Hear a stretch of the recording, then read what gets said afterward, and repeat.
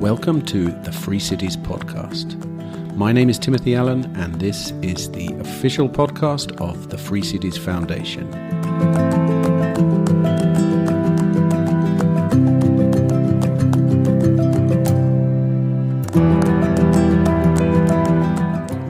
Hello, and welcome to episode number 73 of the Free Cities podcast.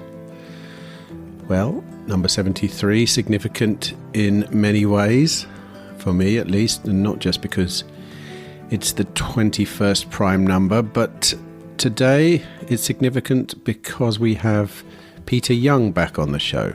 Peter is, of course, the managing director of the Free Cities Foundation, and the last time I spoke to him on this podcast, it was actually episode 1, more than a year ago, which was an episode about free cities in general. Well, this time he's back and he's talking about special economic zones, free zones, and autonomous cities.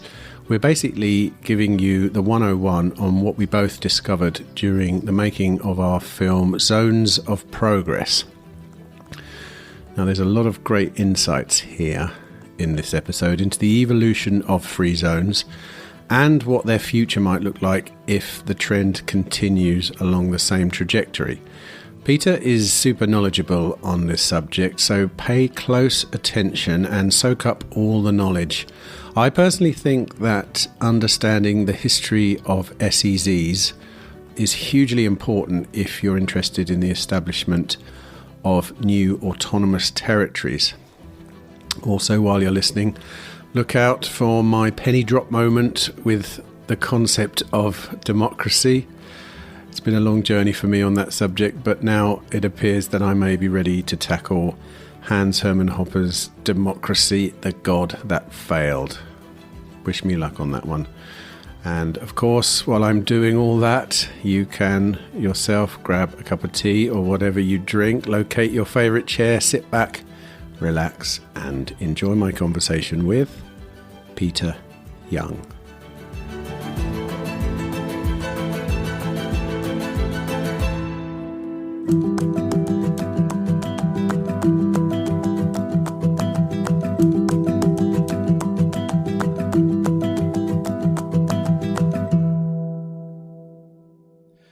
We're in Dubai, and we're nearing the end of a very long round of interviews with people connected with special economic zones, past, present, and future. And I thought what might be a nice idea actually is to try and sort of reveal what we've learned, because I've learned a load over the last couple of weeks. And so why don't we go back right into antiquity? Because we didn't really explore this in the film, the deep past of special economic zones, but we can here.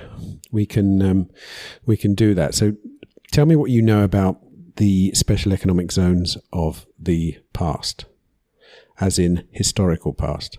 Well, when you look back at history, cities precede countries and empires. So we first started building urban agglomerations before there was really an idea that there was a wider kingdom associated with them. We've got records from ancient Mesopotamia, and we can see that the cities there operated in a fairly autonomous way. That's going back a long way, a couple of thousand years BC. But if you look across the world, it happened in various cultures independently. In South Asia, in Mesoamerica, so under the Aztecs, in Europe, cities developed autonomously first, and it's only later that we start to get these, broader concepts. So it's kind of easy to look at the way the world is today, the world of Westphalian nation states, and think that this is how the world has been for all of history. But in fact, the reality is quite different. Like, Italy as a country has only existed for 160 or so years. Previously, it was broken down into several constituent parts. The borders of Europe have changed very frequently, and it's only really since the Second World War that we've had this relative stability in country borders. Okay, so what I discovered in making this film was that there is a historical precedent for special economic zones, but really they have a modern incarnation.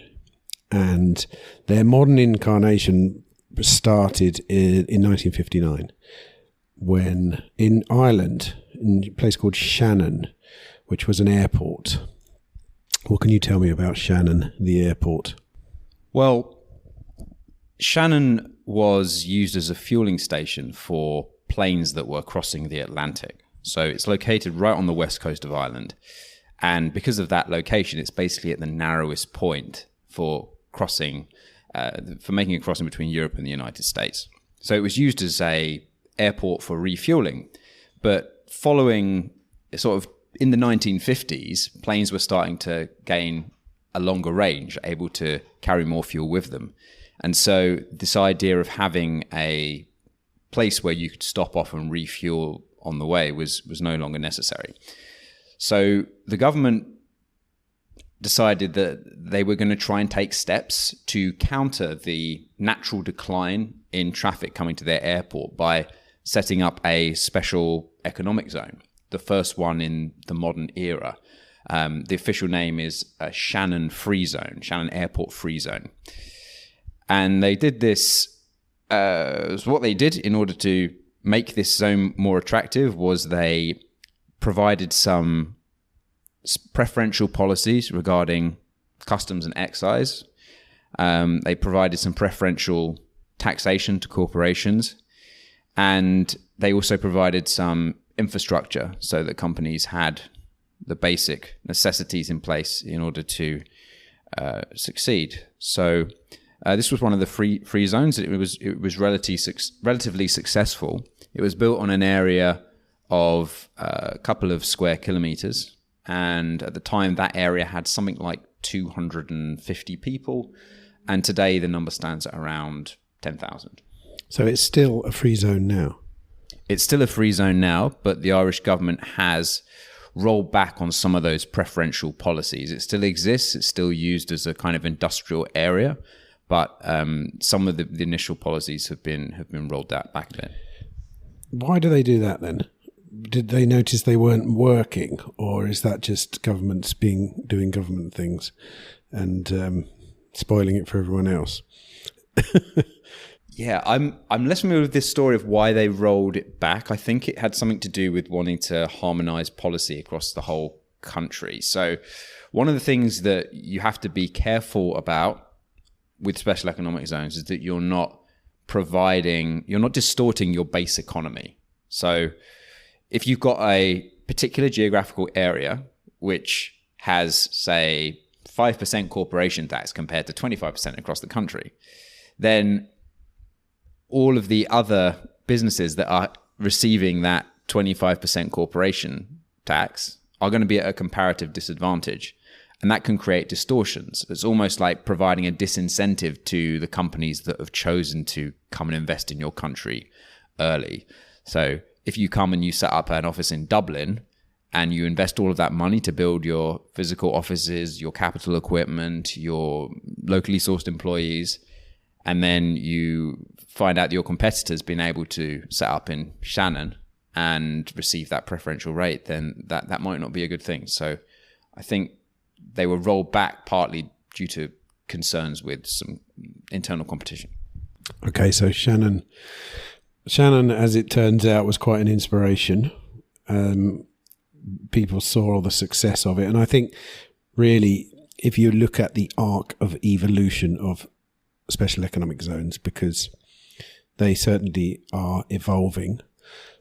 Shannon was a port, so a lot of their policies were to do with tax and import duties and all that kind of stuff. China was one of the main players in the market shortly after that.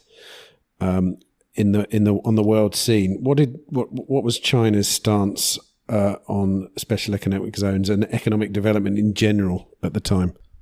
China underwent a very tumultuous 20th century in general. At the start of the 20th century, they had an emperor based on an imperial system that had been in place for thousands of years. One of the oldest continuous political systems, really. I mean, it changed quite a lot with its dynasties, but they still had this emperor figure and this idea of China. That really all started to change with the nationalist revolutions in the early part of that century. And then there was this big change when the communists got into power in 1949. And China had traditionally been quite a bureaucratic system. So it was never a sort of super free market system. But really, the communists coming into power, I mean, they were inspired by Lenin and the system that was in place within the Soviet Union. And they really pushed a centrally planned, socialist-driven economy under the era of Mao Zedong, the first leader of modern China. During that period, people in China couldn't really operate private business. They closed off China to a very large extent to the outside world. The exception during the early years being other communist countries, in particular the Soviet Union. And then they had the Sino-Soviet split in the 1950s. And then following that, China was like not only a very state-driven economy, it was also closed off from the outside world. And that time was very difficult for Chinese people. Living standards remained pretty low. There were obviously people within the society that were ideologically committed to this particular system. And there were some people that, did better from the situation. But overall, it was a very difficult time, particularly during the late 1950s with the Great Leap Forward campaign that began in 1958, and then the Cultural Revolution after that. So China had gone through this very difficult political period. And under the leadership of Mao, it's very difficult to change course. He eventually died in 1976. And following his death, there was kind of this period of internal introspection. It wasn't known who was going to be the next leader. There was another guy called Hua Guofeng who was a Mao-like character who kind of became prominent for a year or two. But after 2 to 3 years, it became apparent that another leader called Deng Xiaoping was on the ascendancy. And Deng was still very much a communist in terms of his ideology and his background, but he was more open to alternative ideas. And you could call him a pragmatist. He was a socialist, but he looked at different systems and he said, well, it's working there, so maybe we can call this socialism, but change it so that it has Chinese characteristics. And today in China, they use the term socialism with Chinese characteristics to describe the political system they have. So after this guy came to the ascendancy, there was various people that were pushing China to pursue this different pathway. There were internal elements within Guangdong in the south of China that were saying, we need to open up. We've got Hong Kong across our border. There's some opportunity here to pursue a form of development that could be quite beneficial. And those voices in combination with Deng Xiaoping's more open-minded approach led to China establishing 4 special economic zones. They were Shantou, Xiamen, Zhuhai, and most famously Shenzhen. Shenzhen is probably the most famous special economic zone in the world today, and it's famous because it's located directly across the border from Hong Kong. In 1979, the area that comprises modern-day Shenzhen, there was a there was a town called Shenzhen that had about 30,000 people, but the area that comprises modern-day Shenzhen is actually much bigger. That area had about 300,000 people. And between the designation of that zone in 1979 and the year 2020, the zone grew on average 20% a year in terms of GDP. The population grew from 300,000 to 12 million. If you compare that to other great urban transformations in history, for example, Chicago, the city that had the world's first skyscrapers, this story of Chicago's development was known around the world. In 1870, it actually had a very similar population to Shenzhen, around 300,000 people. And there was this great story about how it had quadrupled its population by the year 1900 and started to build skyscrapers. In the same 30-year period, Shenzhen's population went from 300,000 to 12 million. So that's 10x what Chicago did. And not only did Shenzhen itself as a special economic zone undergo this really remarkable transformation in terms of economy, in terms of population, but it also went on to have a huge impact on national policy in China. What, out of interest, and we probably should have given a definition of what a special economic zone is at the beginning of this, but I don't think it's necessary now. But loosely speaking, they're areas that have different policies, different privileges to the rest of the country. So what was it about, say, let's use Shenzhen as an example. What could you do in Shenzhen that you couldn't do in the rest of China? So one of the key areas was foreign direct investment. In the rest of China, it wasn't possible for foreigners to have a significant ownership in a Chinese company. In Shenzhen, they allowed, firstly, the establishment of jointly owned enterprises. So foreigners could come in and have basically a 50-50 stake in a company with a local partner. And that allowed all of the investment from Hong Kong to come in. Another area is capital controls. If you were one of the few businesses that was able to operate in China as a foreigner, getting money out of the country, or really this wasn't just foreigners, they were very few at the time.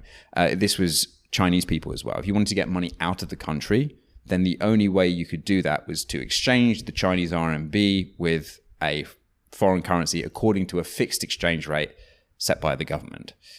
And that would be incredibly preferential for the government rather than the business person. They didn't want people to be transferring capital out of the country.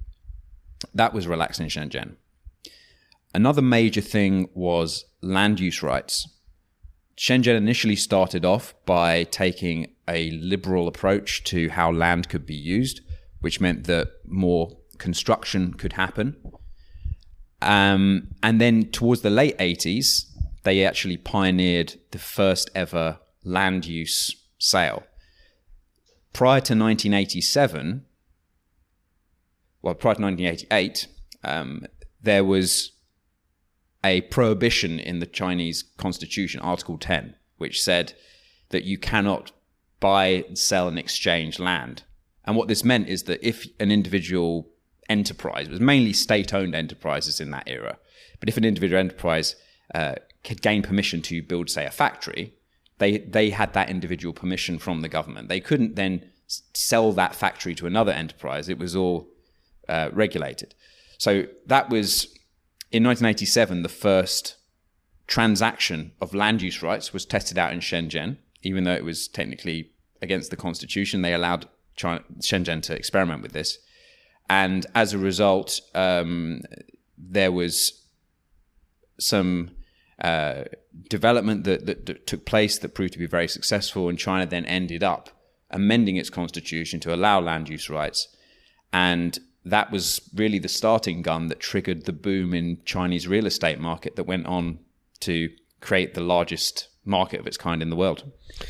And something else I very much have learned from making this film about special economic zones is that quite an important role they play in countries is as a place to test out policies, in particular legislation like you're describing there.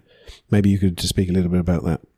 So most of the policies that China went on to implement on a national scale were tried out in the special economic zones first. Like the rules, all of those that I've just mentioned were very significant. The ability to buy and sell land, like there was no market in land before. That was first tried out in Shenzhen. The ability to bring in foreign investment, to have jointly owned enterprises. Lots of the first like foreign companies that have a presence now all across China. Many of those started out in Shenzhen or other special economic zones as well. Like the first McDonald's was built in Shenzhen in 1990s, now a site that people go and visit because it's like there's so many in China now, but it started there in Shenzhen. But you know, there's this ancient Chinese phrase, 摸着石头过河, which is to feel for the stones as you cross the river. And that represents really the attitude that China took in the 1970s. They had a country with a population of about 1 billion people.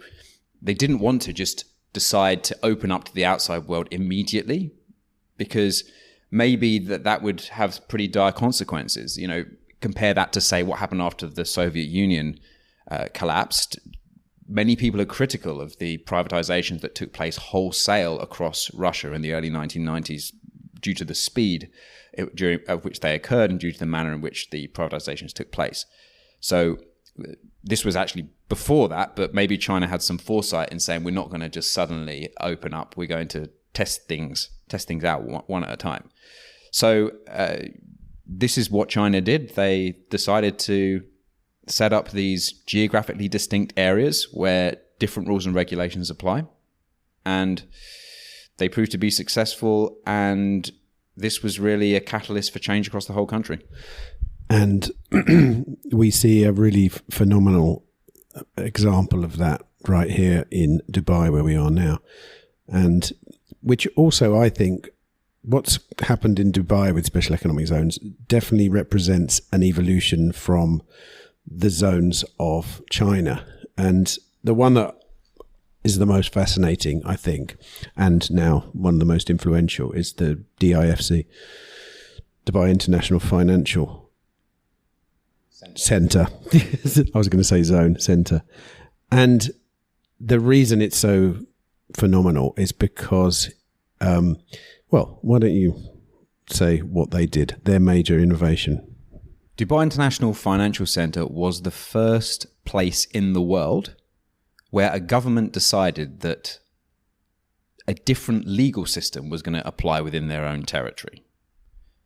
There are other examples of places where another country's legal system applies, like Hong Kong, for example. But Hong Kong was, a colony.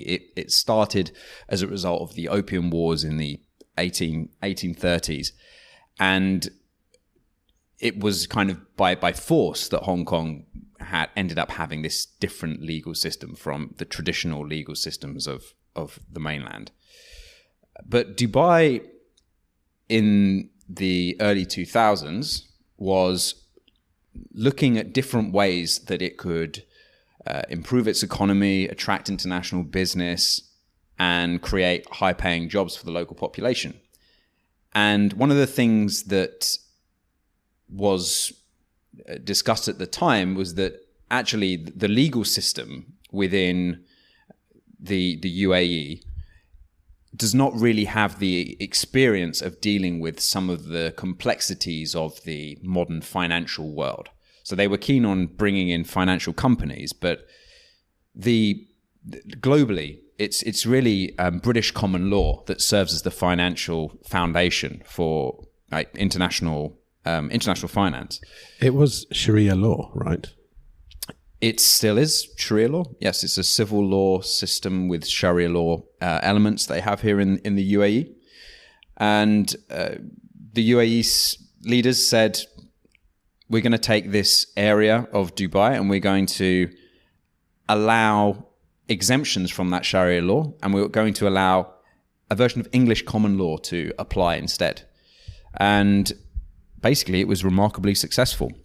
Since it was established in 2004, they've been able to attract 4,300 companies, which are still active, and those companies have 36,000 employees, most of which are white-collar workers.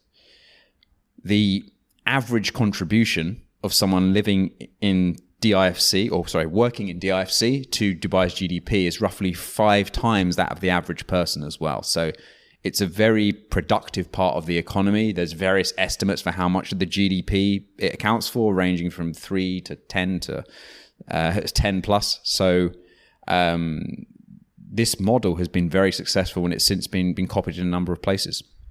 Obviously, Free Cities Foundation people will be very interested in this concept, because it's very easy to look at Dubai and notice the similarities between the way Dubai operates and the way a private city might operate. And it's been fascinating actually talking to people who are living here. We've spoken to a lot of entrepreneurs and digital nomads as well for this documentary. And what I found fascinating was how many of them said that living here in Dubai actually feels like the ruling people are treating you like a customer rather than just a place to derive tax. How is my sort of comparison with private cities? Is it relevant, do you think? Yeah, a lot of people have said that thing to us, haven't they? They've said that they feel more like customers than sort of tax cattle, for want of a better phrase. Well, no, that's what everyone. I heard that a number of times. Yeah, I think part of the reason for that is that Dubai, in itself, is an incredibly international place. Only about 9% of the population are Emirati here. So it's 90% foreigners. And with that comes links to other places of the world. And you're necessarily working with a population that is more mobile, potentially more transient, that has other options. And so if you want to keep that population within your zone, paying taxes where you are, contributing to the local economy, bringing in investment to your local area, then you have to be mindful of meeting their needs, and you can't sort of take them for granted. So I think that dynamic's played out here, and it seems to have done so in quite a successful way. And it's a very intricate part of the Free Private Cities thesis as well. That and even in the free city ecosystem in general is to create some form of competition which necessitates that governments vie for your business, rather than the model that we tend to see back home, certainly in our country where we're from, the UK, where I've never felt that the government saw me as a customer. I don't know. Have you ever felt that? No. Especially not when I go to local government offices. It's the complete opposite.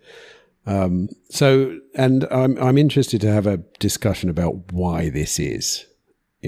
Obviously I've got my own theory, and that is Dubai, in a way, it was forced into a situation where it had to compete. It wouldn't have been, in most people that have moved here, I would imagine it wouldn't have been it wouldn't have been high on their list to move to the middle of the desert in the early days.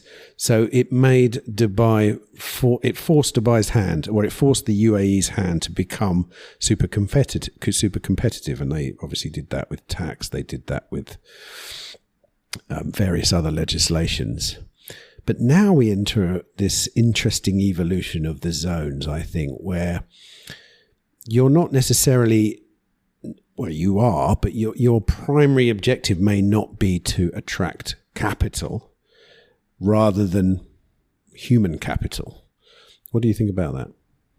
Yeah, human capital is very important. We live in a digital world where, when you look back at history, like look at the Industrial Revolution, urban centers developed around capital equipment, the factories, the manufacturing capability that was used for producing the products and services that were distributed around the world and manufactured in ever greater quantities during that economic boom period. Today, much more of the world is based around intangible capital, intellectual property, products and services that don't require you to be in one particular location. You might have servers that are storing your data somewhere, but the world has never been more the economy of the world has never been more information focused, and information can be sent at the speed of light across the world. So with that comes an additional bargaining power for people that provide their services in the digital realm. Previously it was easier for governments to tax populations that were pretty much tied to a particular work unit where a particular language was spoken. Like, a Italian worker couldn't very easily move to Britain. They'd have to bring all of their belongings a long way. They'd have to learn a new language. It did occasionally happen, but it was pretty rare. And so for that reason, it was easier to tax. Now that dynamic is changing due to the rise of intangible capital and the rise of the digital economy. Interestingly as well, around when you look, I was talking to Vera about this yesterday, but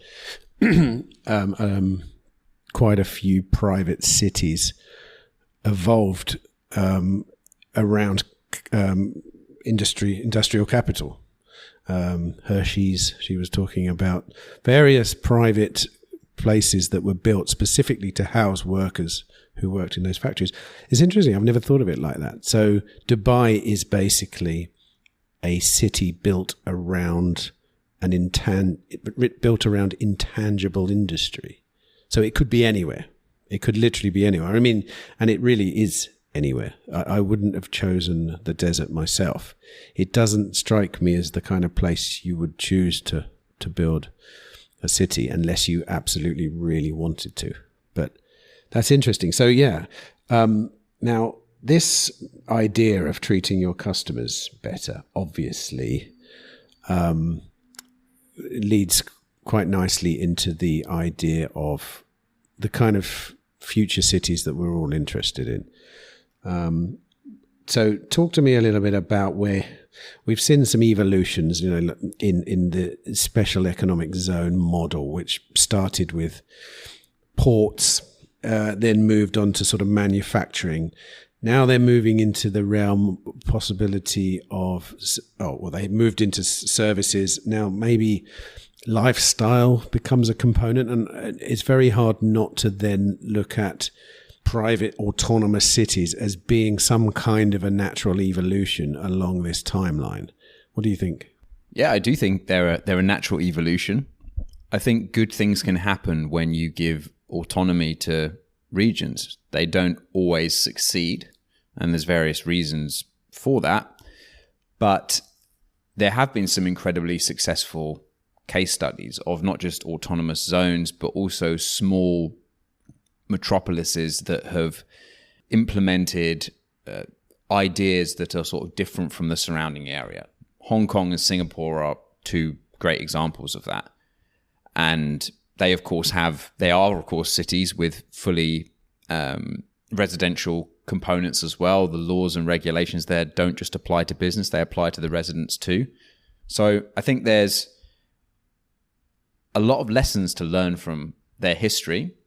And we've already had this proliferation of special economic zones across the world.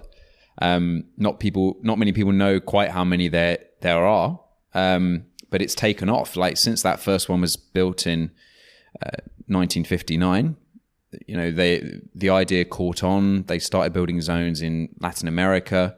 By the mid-1990s, there were 500. It then went up to 3,000 in the 2000s, and then today it stands at around 7,000. There's been this huge growth in these zones, and I think that's going to continue, and there's going to be more of an opportunity for the people that are the pioneers to say, well, okay, let's take this concept that we're applying to business and see also if it can be applied to individual residents too. I think there's a great opportunity there. Autonomy is the contentious word, though. And I don't know how many governments aren't a little bit scared of the word autonomy. So what's your take on why governments shouldn't be afraid of autonomy? Or maybe they should. Maybe you think they should. If your goal is to create a country where your citizens are able to thrive and live their best life, then I think there's a really strong argument for granting a lot of autonomy. The reason for that is that if you create an entity or an area of land that's operated by a private company that has the ability to set rules, regulations for the local population and has an incentive to develop the infrastructure required to make that an attractive place to live, then they have an incentive to make their project a success. Within the traditional context of nation states, I mean, there are various kinds of government in the world. There are countries that are more autocratic and there are countries that are democratic. Particularly in the democratic countries, the incentives are not necessarily aligned to the long-term prosperity of your citizens. You've got a system where individual politicians are in power for, maybe if they're lucky, it's going to be 10 years, but normally an electoral term is 4 or 5 years. And you've got politicians that are really like caretakers of the national resource. They're not actual owners and cultivators of it. It's like they're given the keys to an individual factory or an individual house for a 4-year period. If you get given those keys, the way you act is going to be very different to someone who actually owns the house or the factory outright. So take the factory as an example. If you've got an automotive factory and you know that you're only going to own this for 4 years, you're probably not going to spend a lot of money on, paying for people to maintain the equipment in the right way. You're probably going to let the equipment run down because it's probably going to carry on for the 4 years and work okay. But if you're really the owner and you're going to have this for decades, you want to make sure that you're regularly oiling everything, regularly getting in the repair guys to make sure that things are working correctly. Same with like an apartment, you're probably going to paint the walls, you're probably going to get the carpet replaced, you're probably going to upgrade to a more efficient refrigerator so that your energy uses are lower in the long term. But those incentives all change if you're just a caretaker. You think, oh, well, I'll just maximize what this asset can offer me right now. And I think that's a very different incentive model to ownership. So for country leaders that are looking to increase prosperity, I think it's worth allowing people to try out this alternative model where there is more of a role for that long-term ownership so that you've got those incentives in place to allow entrepreneurs to create businesses, create areas that they can invest in so that they can build a long-term future for the population. Do you know what's funny? I've just had a penny drop moment. Okay. And it's so simple. You'll probably laugh because you probably knew this already, but I was trying to, when we were talking about zones, economic zones as testing grounds, and I was thinking of communism, in China, thinking obviously good idea to test it out because communism to a free market is such a tumultuous move. You do want to try it out first. And I was thinking, well, why would you ever have a special economic zone in Europe on that reason? But obviously you could try out something that isn't democracy within a special economic zone. It's the same thing. Because democracy is it's an untouchable concept in the West, really, isn't it? you can literally, if you speak badly of the democratic process, or if you're not fighting for democracy, you're committing almost like a thought crime these days. The question is there ever going to be a forward-thinking government that might want to try out a system that isn't democratic? It's going to be more difficult in certain countries where you have democratic leaders who have, by definition, risen through that particular process, gained their status through that particular process. It's going to be difficult probably to convince them to grant this autonomy. But it may be that there are some people that understand the arguments for this and look at some of the historical examples of success and decide that actually this would be a good legacy to have, to actually create these autonomous zones. I mean, this is what happened in Honduras with the passing of the 2013 ZA law. The leader there at the time obviously thought that this would be a good thing for the country in general as a way of attracting foreign investment. And I think he was right in that respect, that they did bring in foreign investment, they did create jobs. And he heard about it in a TED talk, right? He did, yeah. He heard about the idea in a 2009 talk by Paul Romer, who is the inventor of the charter cities concept. Tell me more, because that was something I discovered making this film that I didn't realize before. And it just shows you, I mean, you could go and do a TED talk and you could literally change the course of history. Or make a special economic zones documentary, hopefully. Well, yeah, I mean, good point. I mean, it has been a massive learning journey. But before you could talk about the charter city thing, it is true that, I mean, I was just thinking, how the hell did communist China have the foresight to try out, free market policies in a country like that? It seems, but there obviously were people. There were people in there, as you said, who wanted that. So obviously there are people within democratic systems who are going to look at different governance models, and maybe in communist China the thought of a free market policy was as ridiculous as the thought of a non-democratic one is to me now. But yeah, I can't believe the penny hadn't dropped on that, because that's the point. That is the point of a special economic zone, amongst other things, is to be able to try things out. And a private city, or some kind of an autonomous private city, is a zone in which you try out a different governance model. QED. Anyway, back to charter cities. Yeah, so in 2009, Paul Romer gave this TED talk about why some countries develop and other countries don't. And he gave an example of a country in Africa where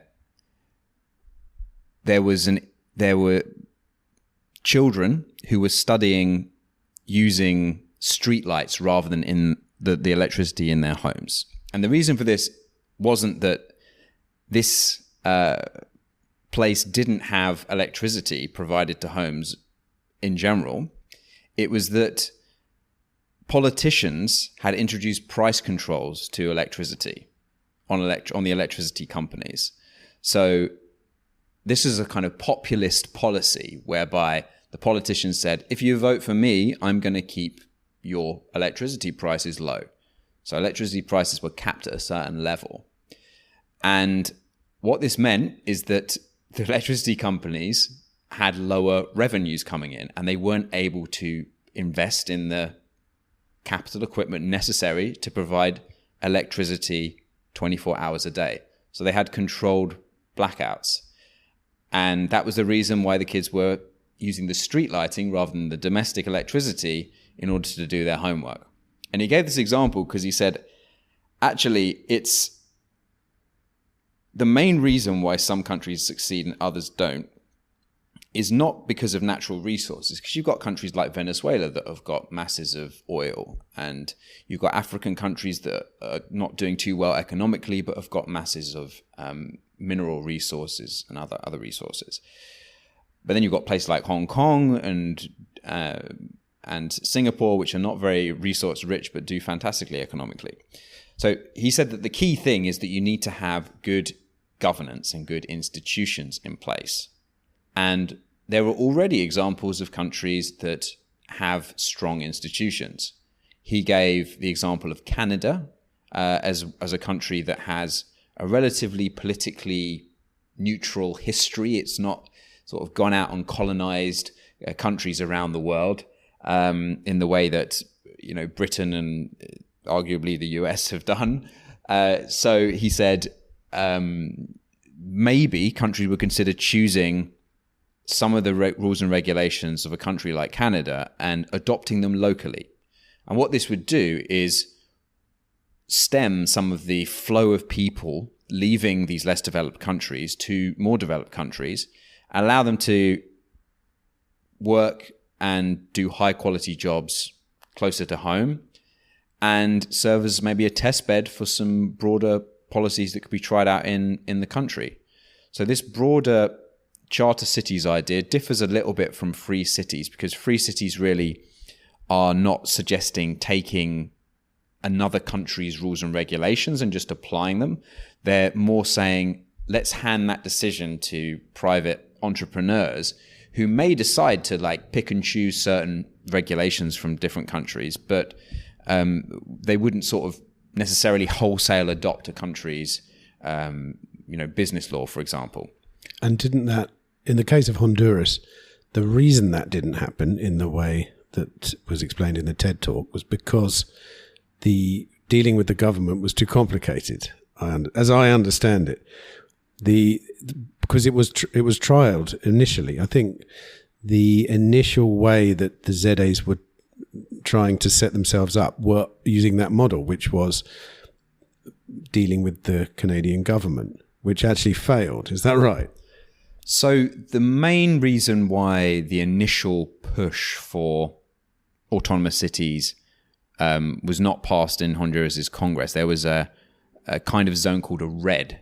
And the main reason why it wasn't passed is that it was regarded that these zones would have too much autonomy. So, for example, they could sign international treaties independently of the Honduran government. That was rolled back, and this still very autonomous, but not quite as autonomous concept known as the Zone for Employment and Economic Development was then introduced in 2013. Quite a few of the people that I've spoken to on this documentary who are very deeply embedded in the world of special economic zones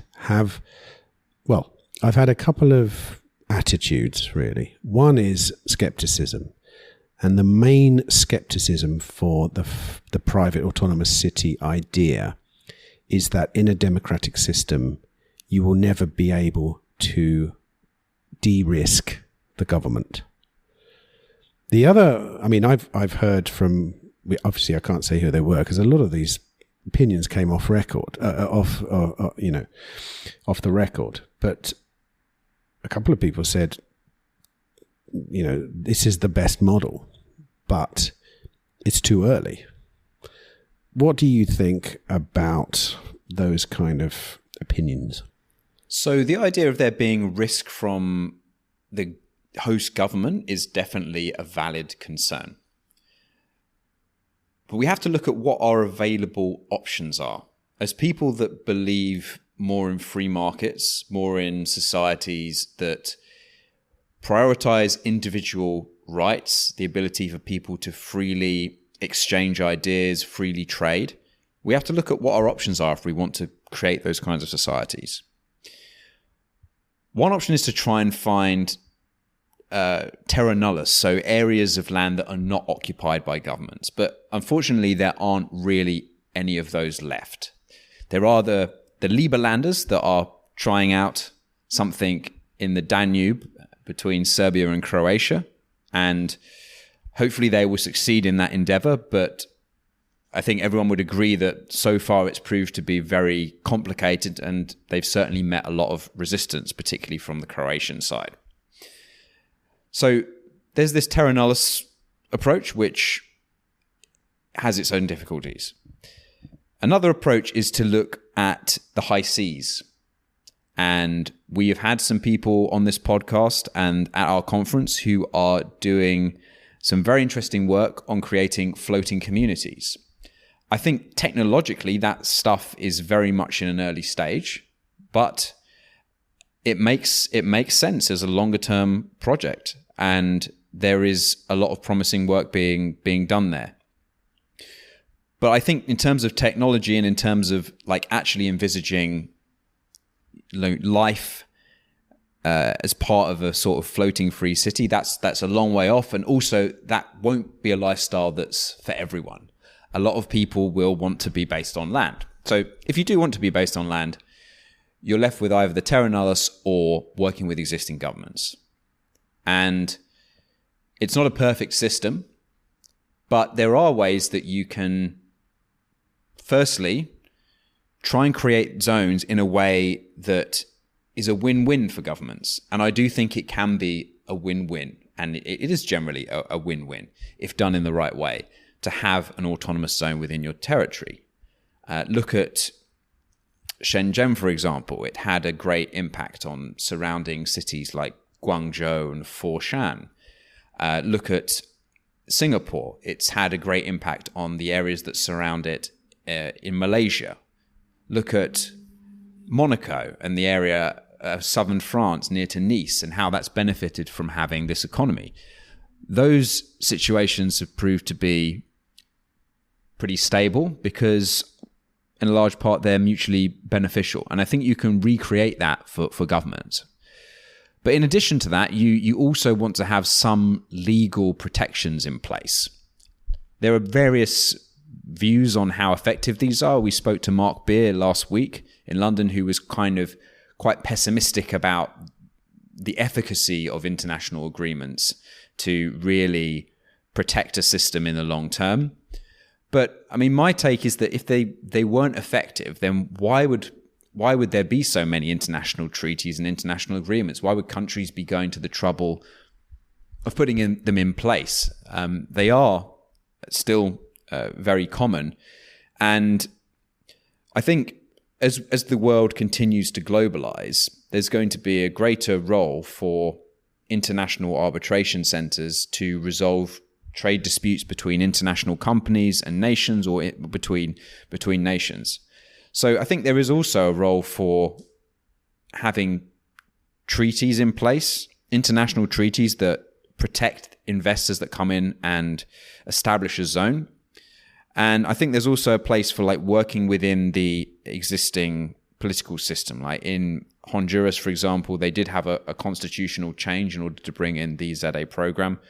And while that was later repealed, I think that it at least provides some protection from, changes in the long term, because it's harder to repeal a constitutional change than it is just to change political party, for example.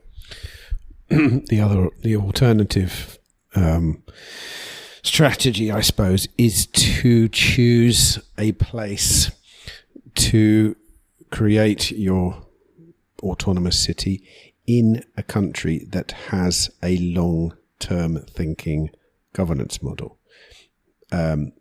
It's blatantly obvious that Dubai's success is down to the fact that it's run by a family. It's kind of like, or as someone on the film commented, Dubai Inc. runs Dubai, and as a result, it can think 50 years into the future. Honduras's problem, and it has affected both Morazan and Prospera, is that shortly after they started building, a few years, the government changed, the democratic system kicked in, and now they're illegitimate. So that would be a very important strategy, I think, picking your country well. the thing that Mark Beer mentioned about not trusting the legal process, when I kind of drilled down a bit to sort of, I had the same opinion as you initially, and when I drilled down a bit, he kind of alluded to the fact that it's the times we live in. You know, reneging on agreements is much more in fashion at the moment than it ever was. I think, and you know, that might just be some anecdote that I've just invented, but you know, institutions of the world seem far less trustworthy now than they did even 25, 30 years ago. So, and what do you think? Do you think he's got a point? Do you think that a lot of these agreements aren't worth the paper they're written on in this day and age? I think he's definitely got a point. That I think his key point was, if you want a zone to be successful, you have to align to the objectives of the government and create a win-win situation. And I would agree with that. That's the primary thing you should be aiming to do with your zone. But at the same time, if you're an international investor and you know that this country has got a track record of reneging on its agreements, it's a much less attractive proposition. I mean, remember what we learned from Jan Bladden when we spoke to him last week. You know, Jan Bladden had senior roles in Dubai International Financial Center, and one of the things he described was how the reputation of Dubai International Financial Center was established because it set up a truly independent arbitration center for dealing with disputes between domestic companies and foreign companies.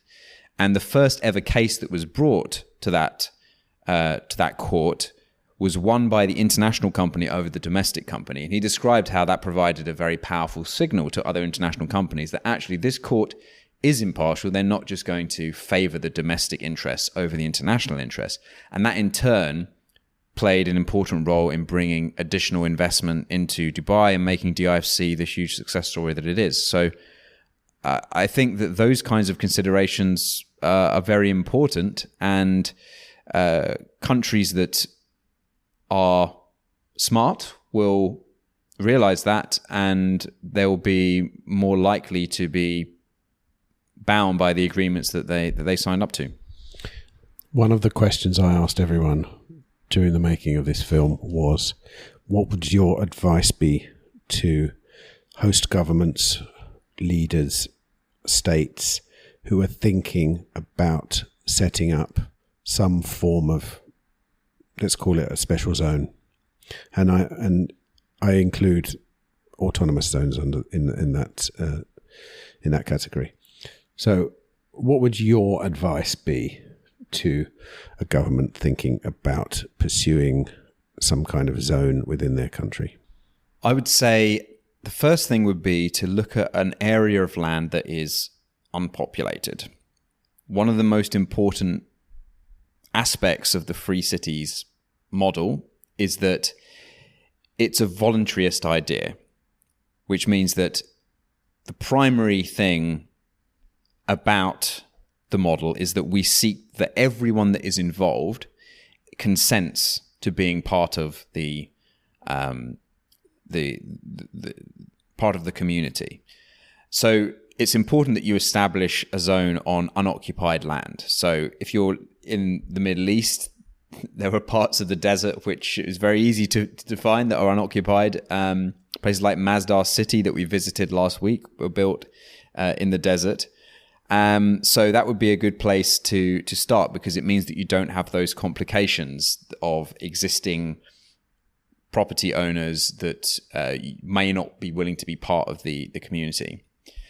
And the other thing I would say is that, you know, look at your domestic market and try and make sure that what you're doing in the zone isn't going to sort of blatantly undermine the base economy that you have.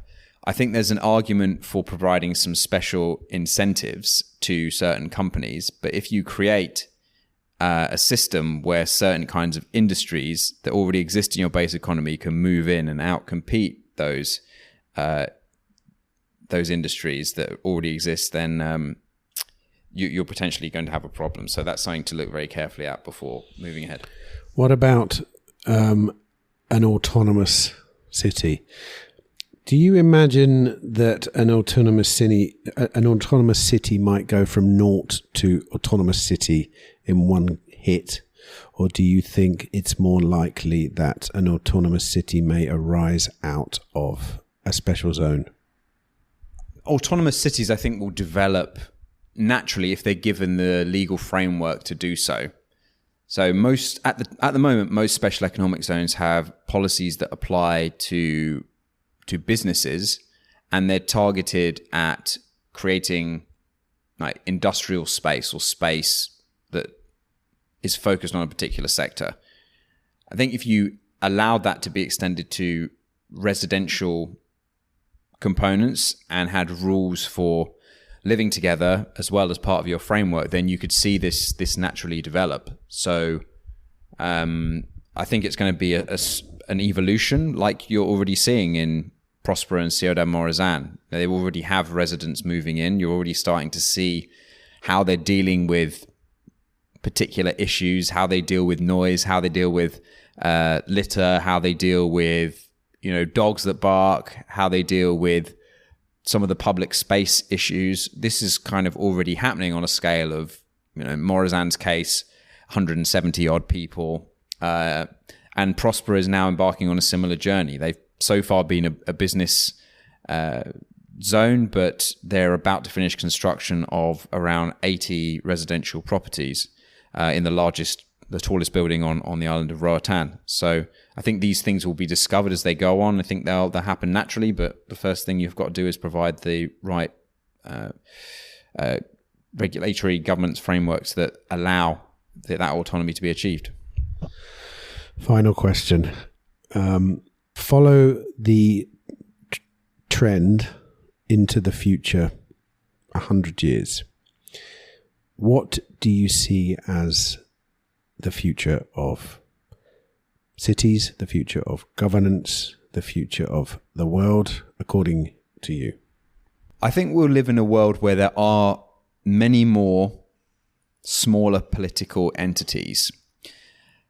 And what I don't think that will mean is that there are more borders, like hard borders between countries. There may be technically borders, but when you have lots of small jurisdictions, what that incentivizes is freer trade with the rest of the world. If you're only a very small part of the global economy, then it doesn't make any sense to put up tariff walls around your economy, because the world will just choose someone that hasn't got those tariffs in place. The places without the tariffs will be able to outcompete you. So I think the reason why we'll see move towards smaller political entities is that they work better because the political leadership is kind of closer to the people it affects. And you don't have this sort of very large political center that's trying to make decisions for hundreds of millions of people at the same time. You have people that are much more attuned to their local setting. You have places like Hong Kong and Singapore, which have between 5 and 7 million people living there. Governance there seems to work much better. But like Hong Kong and Singapore, I think you're going to see a much bigger emphasis on free trade. I think that organizations like the European Union that get together and say, we're going to form a sort of tariff wall around all of our countries where everyone who wants to sell us wine has to pay a certain tariff to sell into our market. I think that places that don't have those policies in place will become more attractive because the consumers living within them will be able to access things at global prices, and that will make life there more cost effective, and overall those places will start to outcompete others. So I think that's the general trend we'll see. But obviously 100 years is a very long time. A lot of things can happen in terms of technology, in terms of governance, but overall, just thinking about the economics and the general trend we've seen in special economic zones becoming more numerous, I think it's fair to expect that to continue. And I think the economics would suggest that more smaller, freely trading autonomous jurisdictions are on the rise. I look forward to a global network of free cities. Pete, thanks for talking, mate. Really fascinating conversation. And everyone listening, look out for our film. I don't know when it's going to be available, but we've definitely been on a learning journey with this film, haven't we? Yeah, we have. It's been good fun.